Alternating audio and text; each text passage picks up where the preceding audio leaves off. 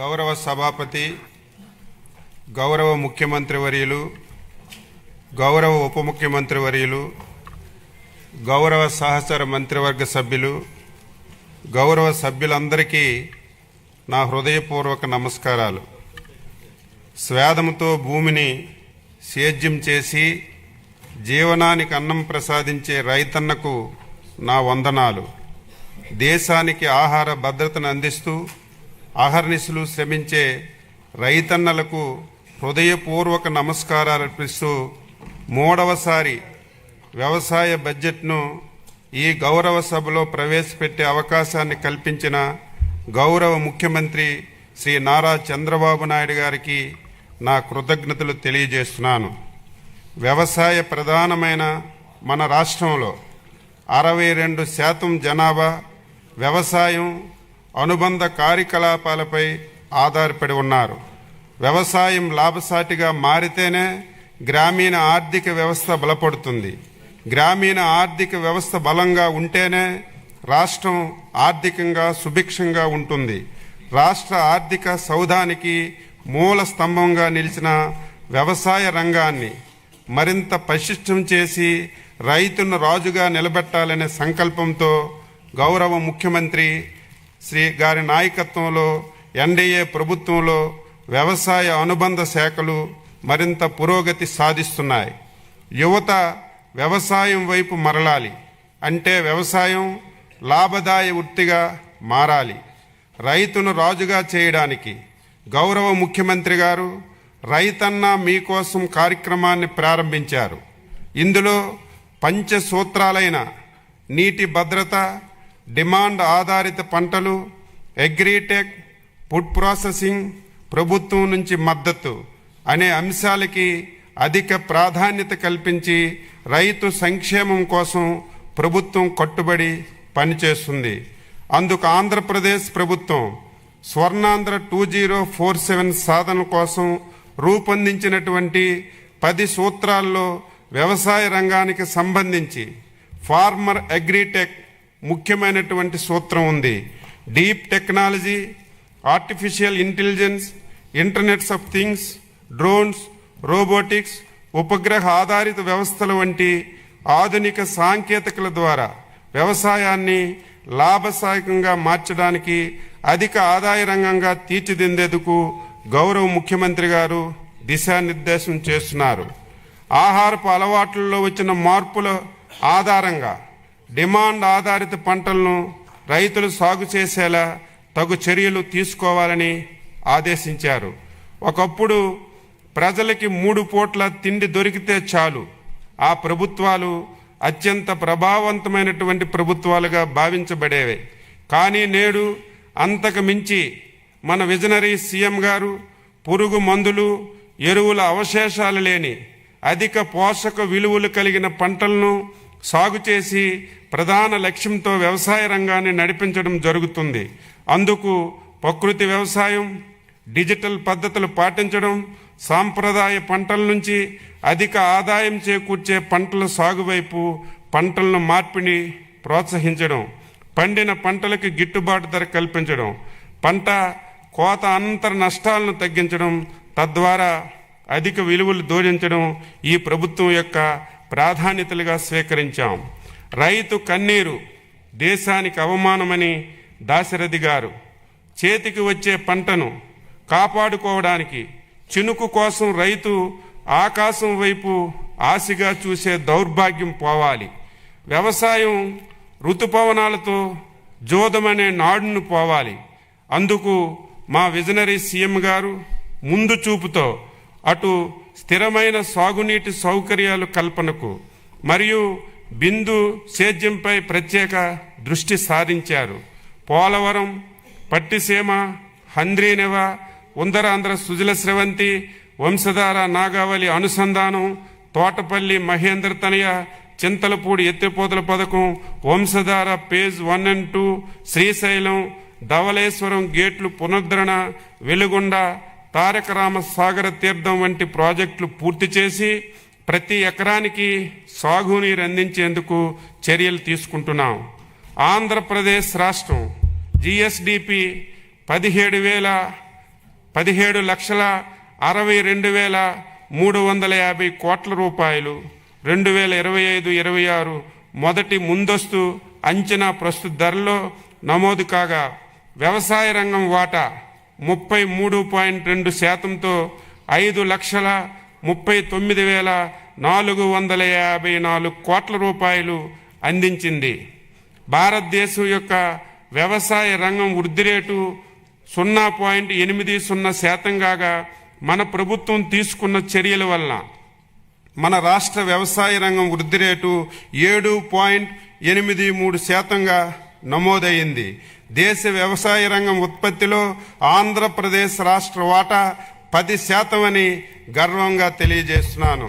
అధ్యక్ష, ఆంధ్రప్రదేశ్ రాష్ట్రం జిఎస్డిపి వ్యవసాయం మీద 57,406 కోట్ల రూపాయలు అందించింది. వృద్ధి రేటు పరంగా చూస్తే 3.91%గా నమోదైంది. స్వర్ణాంధ్ర 2047 లక్ష్య సాధనంలో భాగంగా ఈ రంగంలో 15% వార్షిక వృద్ధి రేటు సాధించేందుకు 11 వ్యవసాయ పంటలను గ్రోత్ ఇంజిన్లుగా గుర్తించాం. ప్రతి రైతు కుటుంబానికి సంవత్సరానికి 20,000 చొప్పున అన్నదాత సుఖీభవ పిఎం కిసాన్ పథకం కింద 2025-26 సంవత్సరంలో 2 విడతల వరకు 46.86 లక్షల మంది రైతు కుటుంబాలకు 6,309.44 కోట్ల రూపాయలు చెల్లించాం. 2026-2027 సంవత్సరం గాను 6,600 కోట్ల రూపాయలు బడ్జెట్లో ప్రతిపాదించాం. ధాన్యం సేకరణకు సంబంధించి పాత బకాయిలు 1,674.47 కోట్ల రూపాయలు చెల్లించి రైతులకు ఆదుకున్నాం. గత ప్రభుత్వం రైతుకి ఉన్న చేదు అనుభవాలను తొలగించి 2025-26 సీజన్లో 51 లక్షల టన్నుల ధాన్యం సేకరణ లక్ష్యంతో పనిచేశాం.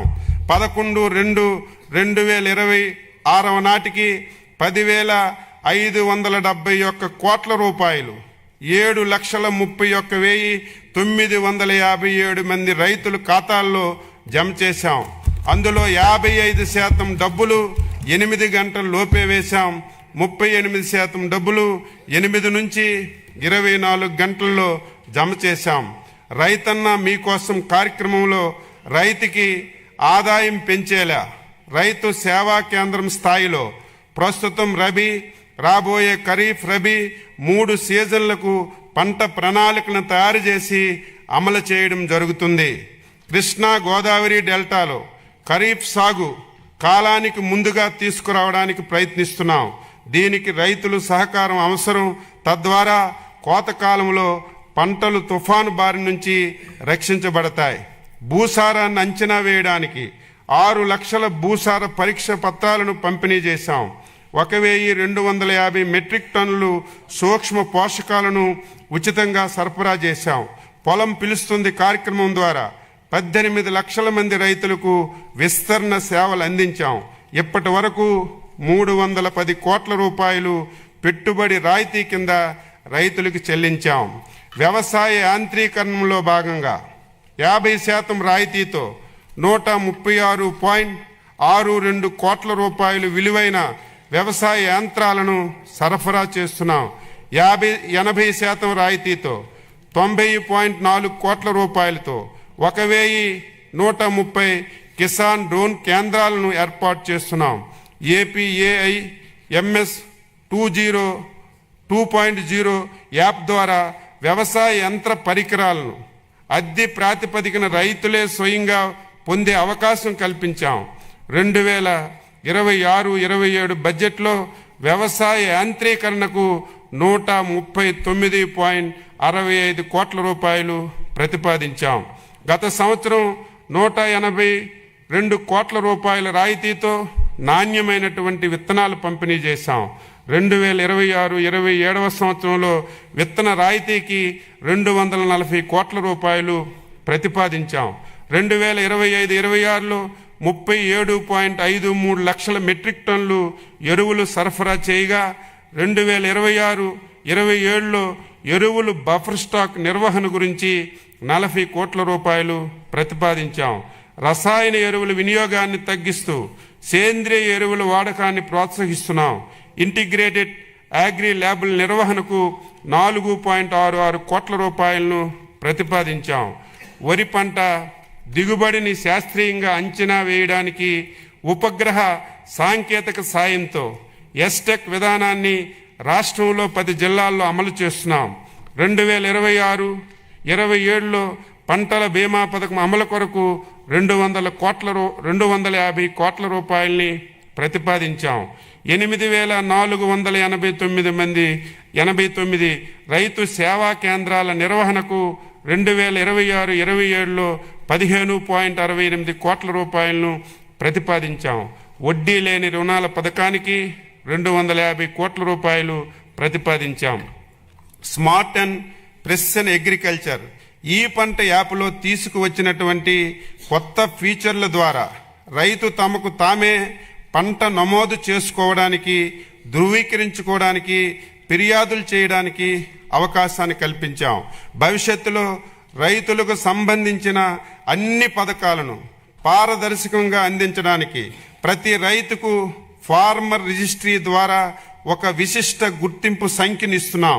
దీని ద్వారా ఇప్పటికీ 46.59 లక్షల మంది రైతులు వివరాలని నమోదు చేశాం.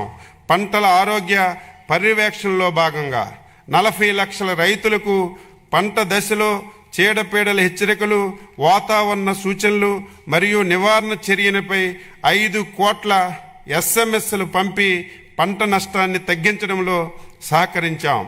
గౌరవ ముఖ్యమంత్రి శ్రీ నారా చంద్రబాబు నాయుడు గారు ఉదహరించిన విధంగా రాజకీయ నాయకత్వం, అనుకూల విధానాలు, రైతుల నేతృత్వంలోని సంస్థలు సమన్వయంగా పనిచేస్తేనే విస్తృత స్థాయిలో మార్పు వాస్తవంగా రూపుదిద్దించుకుంటుంది. ప్రకృతి వ్యవసాయంలో ఆంధ్రప్రదేశ్ దేశానికి ఒక రోల్ మోడల్గా నిలిచింది.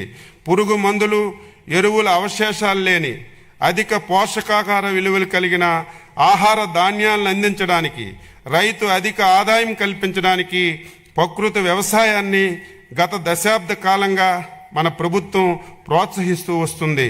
National mission on natural farming పథకం సాయంతో రాష్ట్రంలోని అన్ని మండలాల పరిధిలో 8,357 గ్రామాల్లో APCNF కార్యక్రమాలు